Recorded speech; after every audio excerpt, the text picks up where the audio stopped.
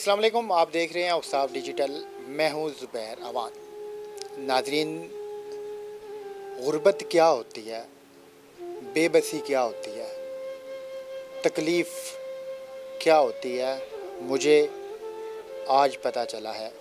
मैंने पहले बहुत सारी वीडियोस बनाई हैं, मगर जो आज मैं आपको वीडियो दिखाने लगा हूँ, ये एक मर्तबा आपको झंझोड़ के रख देगी और आप लोग जिस भी हाल में हैं, आप उस ज़ाते अज़ीम का शुक्र ज़रूर अदा करेंगे।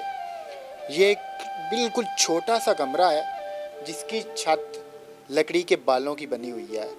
सामान बिखरा पड़ा है, घरेलू सामान है खाना पकाने का।